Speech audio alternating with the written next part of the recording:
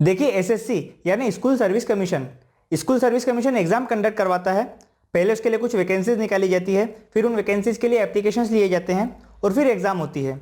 फिर उसका रिजल्ट आता है और उस रिजल्ट के बेस पर जॉब्स प्रोवाइड की जाती है। अब देखिए ये सब कुछ सुनने में तो ठीक लगा कि एग्जाम कंडक्ट हुई, बच्चों ने एग्जाम दी, रिजल्ट आया और जॉब मिल गई, बट एक्चुअली ऐसा होता नहीं है। पहले तो काफी टाइम तक वैकेंसीज नहीं आती है, अगर आती है तो नोटिफिकेशन जारी कर दिया जाता है, लेकिन काफी टाइम तक एग्जाम नहीं ली जाती है। एग्जाम ली जाती है तो काफी टाइम तक रिजल्ट नहीं आता है, रिजल्ट आता है तो काफी टाइम तक अपॉइंटमेंट्स नहीं दिए जाते हैं। अब जो लोग गवर्नमेंट जॉब्स के लिए प्रिपरेशन कर रहे हैं वो लोग इस दर्द को भली भांति जानते होंगे। अब इन सारी चीजों को लेकर के एसएससी हमेशा चर्चाओं में बना रहता है, इस बार भी है, लेकिन इस बार वजह कुछ और है। आप अभी पिछले कुछ दिनों से एसएससी, शिक्षक भर्ती घोटाला, अर्पिता मुखर्जी, पार्थ चटर्जी, ये सारे नाम दिन में कई बार सुन रहे होंगे। तो मैं आपको ये पूरी कंट्रोवर्सी, ये पूरा स्कैम क्या है, ये समझाने की कोशिश करूंगा। बस वीडियो में लास्ट तक बने रहिएगा। देखिए पश्चिम बंगाल के स्कूल सर्विस कमीशन ने 2016 में एजुकेशनल और नॉन एजुकेशनल एम्प्लॉयज के लिए 13,000 वैकेंसीज के लिए एक एग्जाम कंडक्ट करवाई, जिसका रिजल्ट 27 नवंबर 2017 को आया, जिसके बाद एक मेरिट लिस्ट निकाली गई।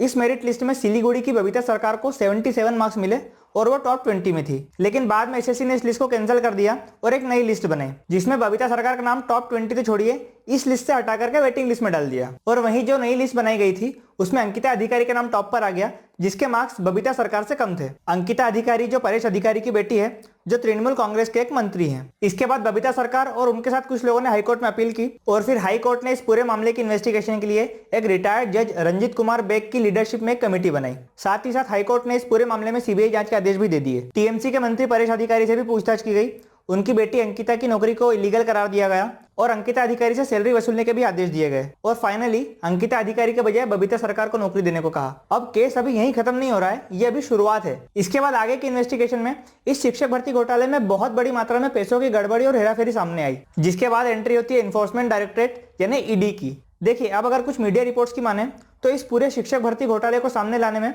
बंगाल के गवर्नर जगदीप धनखड़ की एक बहुत बड़ी भूमिका रही है। जगदीप धनखड़ ने एक इंटरव्यू में बताया था कि बंगाल में रिक्रूटमेंट स्कैम हुआ है।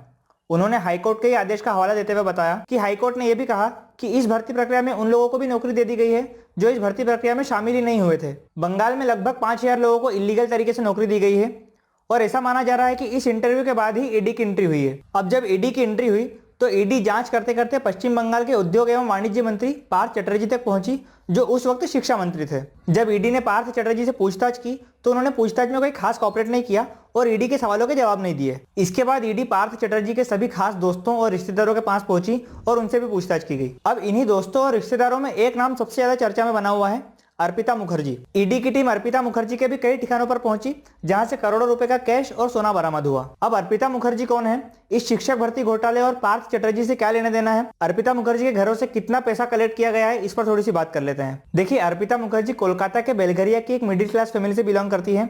उनकी फैमिली में उनकी माँ, उनकी एक बहन है जिसकी शादी हो चुकी है और उनके पिताजी की डेथ हो चुकी है। अर्पिता के फादर सेंट्रल गवर्नमेंट में जॉब करते थे, लेकिन सडनली उनकी डेथ हो गई और उनके बाद में अर्पिता को उनकी जॉब ऑफर की गई, लेकिन अर्पिता ने जॉब करने से साफ मना कर दिया। देखिए जब ईडी ने अर्पिता से उनकी पर्सनल लाइफ के बारे में पूछताछ की तो अर्पिता ने बताया कि उनकी शादी पश्चिम बंगाल के ही झारग्राम के एक बिजनेसमैन से हुई थी, लेकिन शादी के कुछ ही महीनों बाद उन्होंने अपने पति को छोड़ दिया और कोलकाता शिफ्ट हो गई। अर्पिता ने अपने फादर की जॉब लेने से मना कर दिया था क्योंकि उसके ख्वाब ऊंचे थे। अर्पिता को एक्टिंग और मॉडलिंग में अपना करियर बनाना था। पति को छोड़ने के बाद में अर्पिता कोलकाता शिफ्ट हुई और यहीं से उन्हें बंगाली फिल्मों में कुछ छोटे मोटे रोल भी मिलने लगे। अब बंगला और उड़िया फिल्मों में काम करते करते अर्पिता को थोड़ा फेम भी मिलने लगा। अर्पिता का मॉडलिंग करियर 2008 से 2014 के बीच रहा और इसी बीच 2010 में एक बंगला एक्ट्रेस ने अर्पिता और पार्थ चटर्जी की मुलाकात करवाई थी। इसके बाद से अर्पिता और पार्थ कई इवेंट्स में एक साथ देखे जाने लगे। पार्थ चटर्जी ने अर्पिता को कई इलेक्शन कैंपेन में स्टार प्रचारक भी बनाया था और देखते ही देखते अर्पिता मुखर्जी अब एक लग्जरी लाइफ स्टाइल मेंटेन करने लगी थी और इसी वजह से वो ईडी के हत्थे भी चढ़ी है। अब 22 जुलाई को ईडी ने अर्पिता के घर पर छापा मारा, तब अर्पिता के घर से 21 करोड़ रुपए कैश बरामद हुआ था। उसके बाद से ईडी ने लगातार अर्पिता के सभी घरों और कई ठिकानों पर छापेमारी शुरू कर दी। 28 जुलाई को अर्पिता के बेलघरिया के फ्लैट से 29 करोड़ रुपए कैश और 5 किलो सोना बरामद हुआ था। अर्पिता के घरों से जो कैश मिल रहा था उसे काउंट करने के लिए ईडी को एसबीआई से कैश गिनने वाली 4 बड़ी मशीन बुलवानी पड़ी। जांच एजेंसियों ने बताया कि घर की तलाशी के दौरान एक ऐसा टाइम भी आया था कि जब उन्होंने घर में एक वार्डरोब खोला तो उसमें से नोटों की गड्डियां गिरने लगी, जैसे नोटों की बारिश हो रही हो। ईडी को इन्वेस्टिगेशन के दौरान एक डायरी मिली है। 40 पन्नों की इस डायरी में शिक्षक भर्ती घोटाले से जुड़े कई सबूत हैं। ईडी के अकॉर्डिंग 40 में से 16 पन्नों पर तो सिर्फ पैसों के लेन देन का ही ब्यौरा है। इसके अलावा ईडी को 5 लाख रुपए से भरा एक एनवेलप और कुछ डॉक्यूमेंट्स मिले हैं जिसमें 2 कंपनीज में पैसा ट्रांसफर करने के सबूत हैं। ईडी के अकॉर्डिंग इन्हीं कंपनीज के थ्रू घोटाले के पैसे की हेरफेर की गई है। तो दोस्तों ये था अभी तक का पूरा मामला। ईडी अभी इस घोटाले पर और जांच कर रही है। आने वाले दिनों में पता चलेगा कि इस केस में और क्या क्या राज खुलते हैं। तो दोस्तों हम मिलते हैं आपसे नेक्स्ट वीडियो में। तो अगर आपको वीडियो पसंद आई हो तो वीडियो को लाइक और चैनल को सब्सक्राइब जरूर कर देना। धन्यवाद। जय हिंद।